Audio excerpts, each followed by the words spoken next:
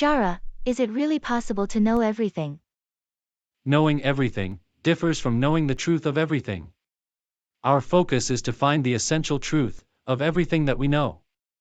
For example, when you think of water, we can think about a glass of water, a jar of water, spring water, river, ocean, and so on. This type of knowledge of water will keep expanding forever. But the essential truth of water is that it is made up of 2 atoms of hydrogen and 1 atom of oxygen. This is true about the water everywhere, in the entire universe. Similarly, we will be discussing the underlying fundamental truth behind everything. It could be about politics, economics, environment, history, archaeology, and so on, but the focus would be on the essence. There are 2 types of knowledge. One is worldly knowledge like how to cook, how to construct a house, how to fly an airplane, and so on. It is impossible for anyone to gain knowledge of everything. The second type of knowledge is necessary to truly understand the essence behind the worldly knowledge. Let us call it essential knowledge.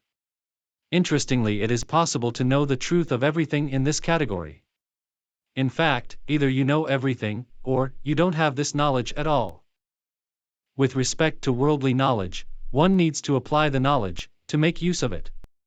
For example, only when you drive the car, you get the benefit of having the knowledge to drive. For essential knowledge, merely gaining this knowledge will benefit you.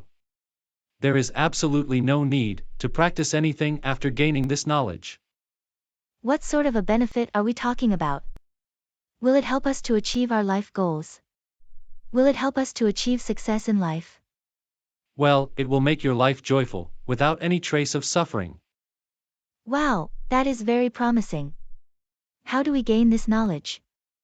Unlike worldly knowledge, this knowledge cannot be taught directly. However, you can grasp this knowledge easily, using your intelligence. Interesting. If you cannot teach this directly, how can we learn? In a treasure hunt game, all you read is a series of clues, and finally you figure out where the treasure is hidden, without directly being given the location of the treasure. Similarly, I will try and give you various pointers. When you reflect on these pointers, suddenly all the pieces will fall into place, and the full picture will be grasped by you. You will know the truth of everything. There are 4 important requirements to gain this knowledge. You should not blindly believe that what I am saying is correct. And you should not dismiss what I am saying is wrong. You should keep questioning me until you realize what I am saying is correct. While questioning, your intention should not be to prove that I am wrong. You should check whether what I am saying is logical. Thirdly, whatever I say should be verified to be scientifically true. Lastly, you should be able to see what I am saying is true from your own personal experience. If you meet these 4 requirements, you will gain the knowledge that will remove all suffering from your life. Where do we begin, and what are the milestones in gaining this knowledge? There are no milestones. I will begin by giving many pointers. You can choose them in any order, depending on what interests you, and keep learning more. At some point the truth will dawn upon you. You said that this essential knowledge is about the truth of everything. What is truth? There are 2 types of truths: relative and absolute. Relative truth is within the domain of worldly knowledge. We will see more on that later. In essential knowledge, our goal is to grasp the absolute truth. Can you explain what absolute truth is? Absolute truth is that which does not undergo any change. It does not come into existence and go out of it. It is present all the time. It does not have any parts or components. It is formless. It is nameless.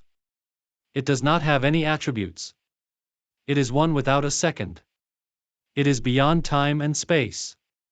Because of these reasons, this absolute truth cannot be perceived directly by any of our sense organs. It cannot be directly understood by the mind either. If it is beyond the reach of the human mind, how can we possibly gain the knowledge about it? By seeing the false as false, this truth can be perceived. Surely, your mind can comprehend what is false, by reflecting on my pointers. Validating them logically, scientifically, and by verifying whether it is within your personal experience, you will see what is false as false. When you keep negating what is false, you will realize what the absolute truth is. Another important fact is that there are thousands of human beings living among us now who have successfully gained this knowledge. Surely, there will be few such persons known to you. Therefore, you can do this too. Best wishes.